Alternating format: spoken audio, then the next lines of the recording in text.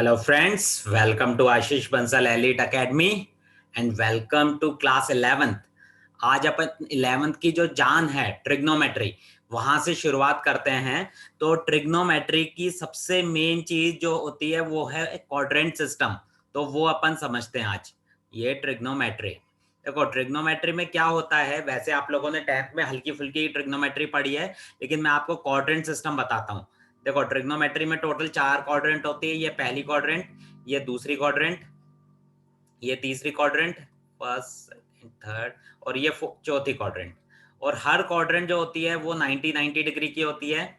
ठीक है, हर quadrant 90 degree की होती है। यानी 0 से 90 डिग्री की बात करूं तो यानी मैं फर्स्ट क्वाड्रेंट की बात कर रहा हूं। 90 से 180 की बात करूं यानी मैं सेकंड क्वाड्रेंट की बात कर रहा हूं। 180 से 270 की बात करूं यानी मैं थर्ड की बात कर रहा हूं। और 270 से 360 की बात करूं यानी मैं फोर्थ क्वाड्रेंट की बात कर रहा हूं।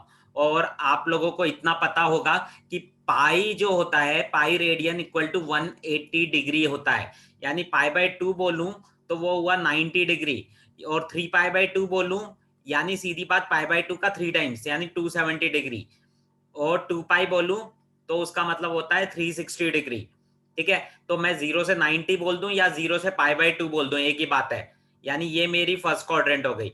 और अगर मैं 90 से 180 जो लिखा हुआ है, 180 का मतलब पाई बोलूं तो मैं सेकंड क्वाड्रेंट की बात कर रहा हूं। और अगर मैं पाई से 3 पाई बाय 2 बोलूं यानी मैं थर्ड क्वाड्रेंट की बात कर रहा हूं।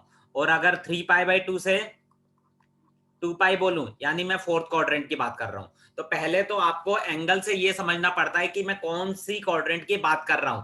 और आप एक चीज नोटिस कर रहे होंगे, हम एंटी क्लॉकवाइज मूव कर रहे हैं तो एंगल हमारा बढ़ रहा है। यानी आप एक छोटी सी चीज लिख लेंगे, एंटी क्लॉकवाइज मूवमेंट में, एंटी क्लॉकवाइज मूवमेंट होता है तो एंगल प्लस हो रहा है। और अगर क्लॉकवाइज मूवमेंट हो रहा है, ये क्लॉकवाइज अगर मूवमेंट हो रहा है तो एंगल कम होता है।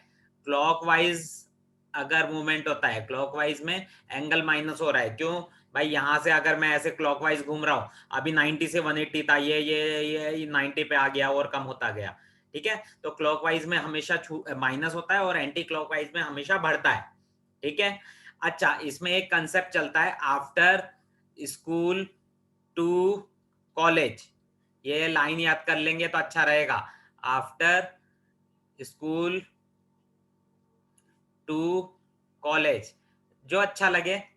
कई लोग इसको ऐसे भी याद कराते हैं, ऐड शुगर टू कॉफी। तो जो आपका मन करे वैसे आप याद कर लें। अच्छा, आफ्टर का मैंने ए लिया, ए का मतलब ऑल पॉजिटिव, यानी पहली क्वाड्रेंट में हर इंसान पॉजिटिव होता है। फिर स्कूल का एस लिया, यानी साइन और इसका उल्टा, इसका उल्टा कौन होता है? कोसेक।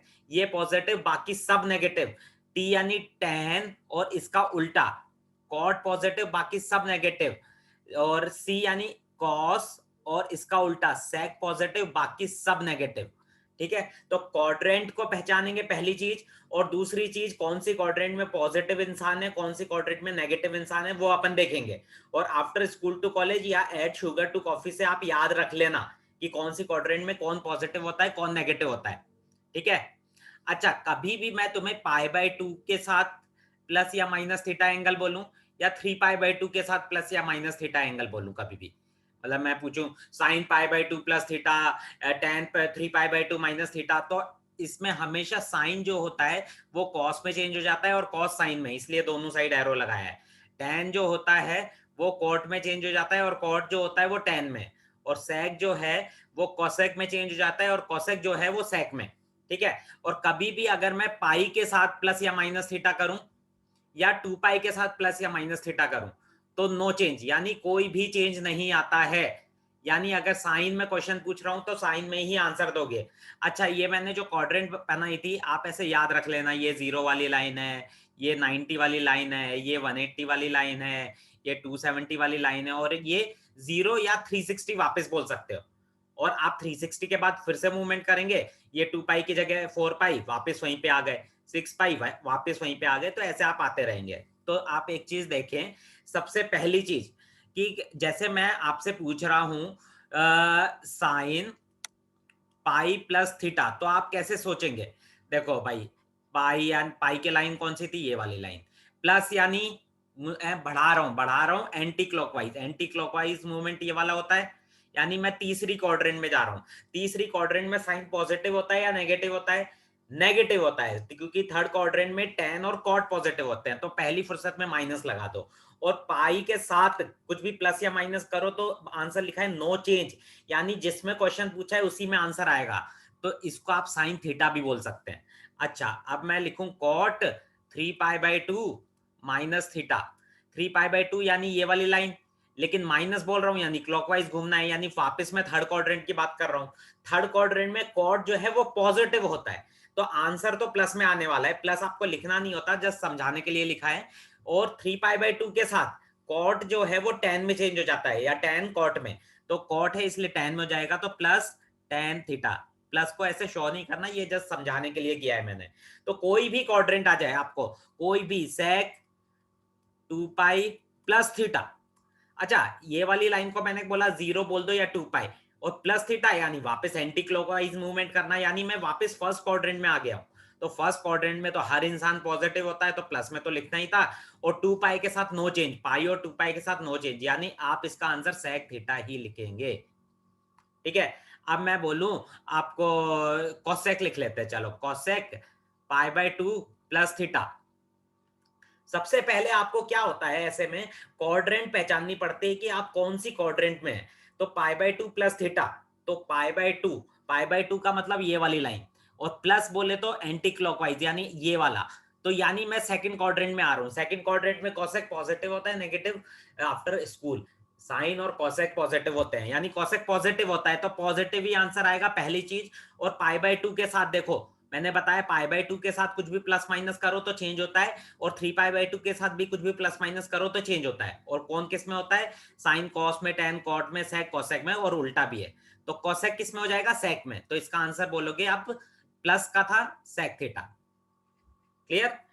तो आप किसी का भी मैं पूछूं तो सबसे पहली फुर्सत में आप क्वाड्रेंट पे पहुंच जाना, और क्वाड्रेंट में पहुंचने के बाद आप प्लस और माइनस डिसाइड करना, एंड देन आप ये देखना मैं π/2 या 3π/2 बोल रहा हूं तो साइन को कॉस, कॉस को साइन, tan को कॉट, कॉट को tan, सेक को कॉसेक, कॉसेक को सेक कर देना। और अगर मैं पाई और 2π के साथ प्लस या माइनस थीटा बोल रहा हूं तो जो भी बोला, साइन बोला तो साइन को साइन, tan बोला तो tan को tan, ऐसे ही लिखना है आपको। ठीक है, क्वाड्रेंट पहचानो, प्लस माइनस लगाओ, चेंज होना है या नहीं होना है वो लिखना है, बस। बहुत इजी है ये। ठीक है, अच्छा अब आता है आपका, यार 2π तक तो ठीक है, अब मैं बोल दूं साइन 100π प्लस थीटा। अब क्या बोलोगे भाई? अब पहली बात तो क्वाड्रेंट ही समझ में नहीं आएगी, तो मैं आपको बताता हूं।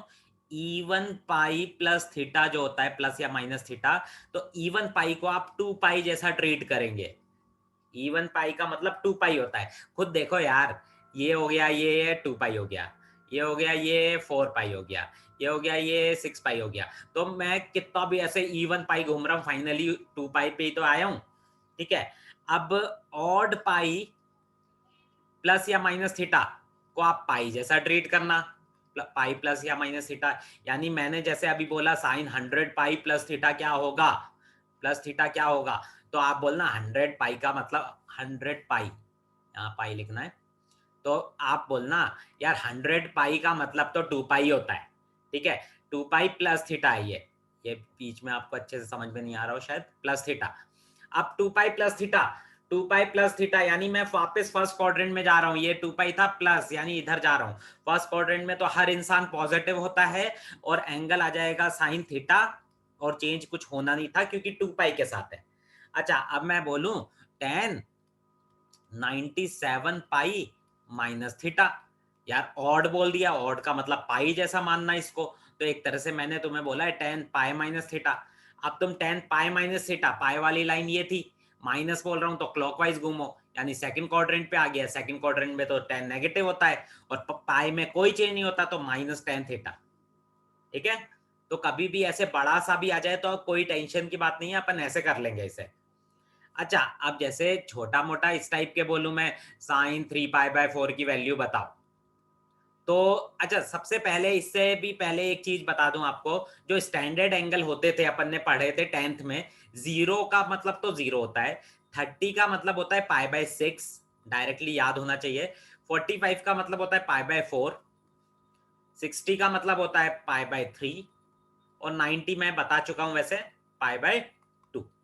तो मैं बोल रहा हूँ साइन 3 पाई बाय 4 क्या होगा, ये स्टैंडर्ड एंगल तो है नहीं। मैं 3 पाई बाय 4 को अगर ऐसा लिखूं पाई माइनस पाई बाय 4, अब तुम बोलो सर ऐसा कैसे सोचा, अरे यार ये पाई से तो छोटा ही है ना, तो पाई माइनस होगा, और क्या माइनस करूं पाई बाय 4, तभी 3 पाई बाय 4 मिलेगा। अब साइन पाई माइनस थीटा कौन सी quadrant, second quadrant. Second quadrant में साइन पॉजिटिव होता है यानी प्लस में लिखने वाला हूं, और पाई के साथ कोई चेंज नहीं होता यानी ये साइन पाई बाय 4 ही होगा। और साइन 45 डिग्री आपको याद होना चाहिए, साइन 45 होता है 1/√2, ये आपको याद होने चाहिए। क्लियर? अच्छा अब इसमें मैं तुमसे यार थोड़ा सा लंबा चौड़ा पूछ लूं, 97 पाई बाय 4 बताओ भाई, ये बड़ा सा पूछ लिया मैंने। अब इसमें भी कुछ नहीं होता, बहुत सिंपल होता है। आप 97/4 ऐसे रफ में करके देख ले, तो ये आएगा 2, फिर 1 गया 4, 24 पॉइंट कुछ करके आने वाला है। तो आप इसको 24 पॉइंट कुछ करके आने वाला है ना, यानी 24 पाई से तो कुछ बड़ा आने वाला है, यानी प्लस कुछ अपॉन 4। अब वो कुछ क्या होगा देखते हैं। इतना तो हो गया 96, मुझे चाहिए था 97, यानी ऑब्वियसली ये पाई होना चाहिए, इसी का मतलब 97 पाई बाय 4 हुआ। अच्छा फिर 24 पाई, ये तो इवन पाई है, इवन पाई को मैंने क्या बोला था, 2 पाई जैसा ट्रीट करो इसे, तो 2 पाई प्लस पाई बाय 4, और 2 पाई प्लस थीटा, तो 2 पाई प्लस थीटा याद करो, ये 2 पाई होता था प्लस थीटा, यानी यहाँ पे, यानी फर्स्ट क्वाड्रेंट में, यानी सब पॉजिटिव, 2 पाई में नो चेंज, यानी 10 पाई बाय 4, और 1045 की वैल्यू याद होनी चाहिए आपको 1, है ना। ये वैल्यूज याद होनी चाहिए आपको पहली फुर्सत में। तो कितना भी बड़ा है तो आप आराम से निकाल सकते हैं। अच्छा अब एक आध क्वेश्चन कैसे आ जाता है, if sine theta is equal to 3/5, और बोला है थीटा जो है वो सेकंड क्वाड्रेंट में, तो find others, find others. Others का मतलब बाकी जितने भी 5 बच गए। तो देखो क्या हो जाएगा, आप सबसे पहले राइट एंगल ट्राइंगल बनाएं। साइन का मतलब क्या हो गया भाई, परपेंडिकुलर हाइपोटेन्यूज, ये क्या हो जाएगा 25 माइनस 9 16, 16 यानी 4। ठीक है, अब आपको क्या निकालना था, कॉस थीटा, फिर टेन थीटा, फिर कॉसेक थीटा, फिर सेक थीटा, फिर कॉट थीटा, यही निकालने थे ना।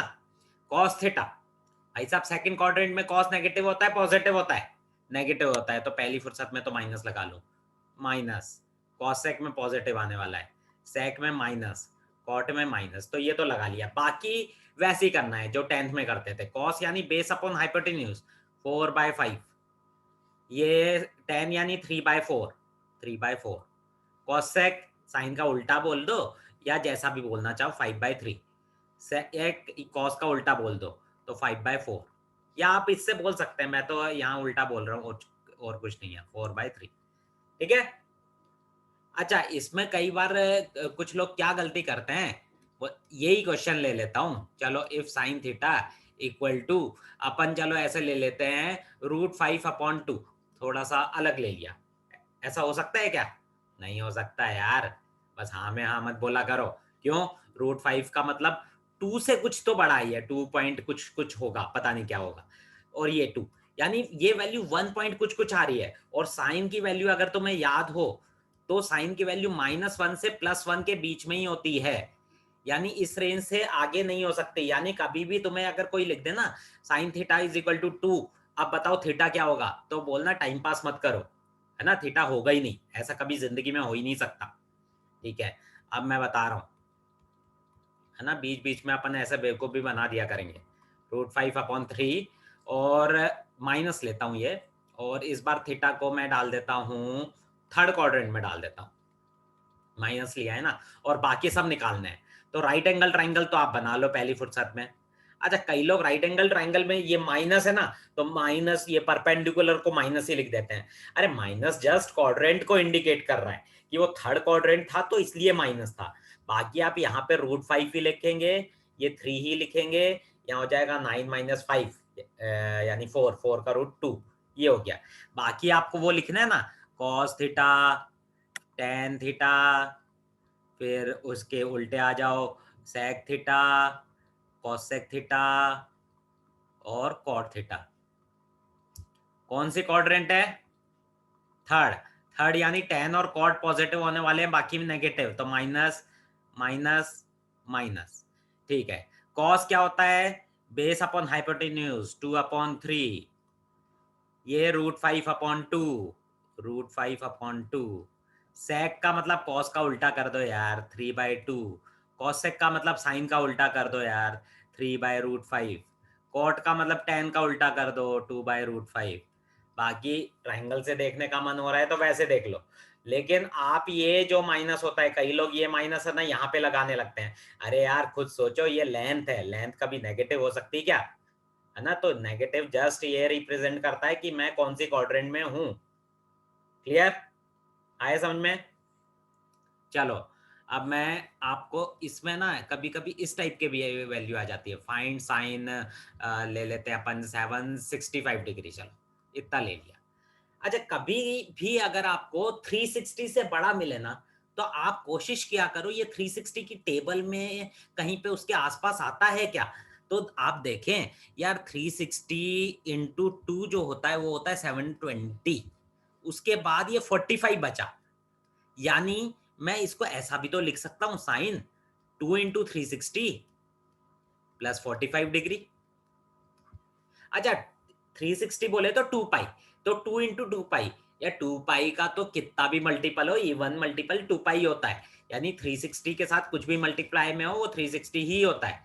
तो ये हो गया, है ना। और 360 plus theta, 2 pi plus theta, first quadrant में गया, फर्स्ट में सब positive, no change, sine 45, sine 45 यानी 1/√2। तो इस टाइप से भी आए तो आप आराम से निकाल सकते हैं। क्लियर, है ना। तो ये अच्छे से आप समझना, अगर आपको ऐसे बड़े से आए तो 360 की टेबल में कुछ देखना, कुछ प्लस कुछ माइनस कुछ भी करके कुछ हो रहा होगा, है ना। और वो थोड़ा बहुत स्टैंडर्ड ही देने की कोशिश करेंगे, नहीं तो आप वैल्यू नहीं निकाल पाएंगे। क्लियर। अच्छा, अब आपको एक बहुत ही अच्छा कंसेप्ट बताता हूं मैं। जैसे साइन n पाई जो होता है ना, वो आपका हमेशा 0 होता है, लेकिन n कोई भी इंटीजर होना चाहिए। यानी मैं बोलूं तुमसे साइन 93 पाई क्या होगा, अरे बिना सोचे समझे 0 बोल दो यार, है ना। साइन -53 के पाई क्या होगा, इंटीजर ही तो है ये भी, 0।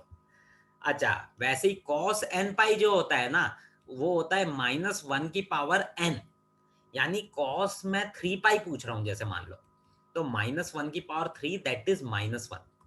अच्छा, कॉस पाई ही पूछ रहा हूं सिर्फ, तो कॉस पाई यानी -1 की पावर 1, ये भी -1।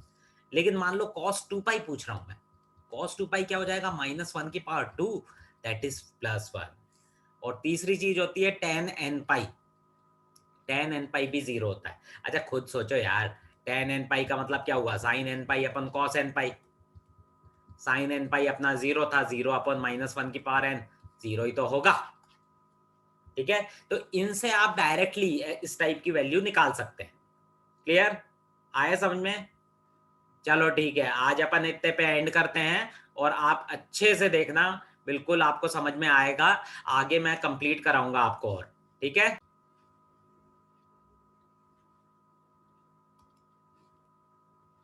और ये अपनी कोचिंग का बैनर है, इसलिए किसी को भी ज्वाइन करना हो अपने फ्रेंड्स को सर्कुलेट करो, वैसे भी वीडियो भी सर्कुलेट करो, उन्हें भी मज़ा आएगा, बहुत अच्छा लगेगा। तुम्हें भी अच्छा लगे तो मेरे कमेंट बॉक्स में कमेंट करना, और जो भी डाउट हो वो व्हाट्सएप या यूट्यूब पे जैसे भी पूछना चाहो वैसे पूछ सकते हो, और लाइक और सब्सक्राइब कर लेना पक्के से। ठीक है, okay, that's all for today.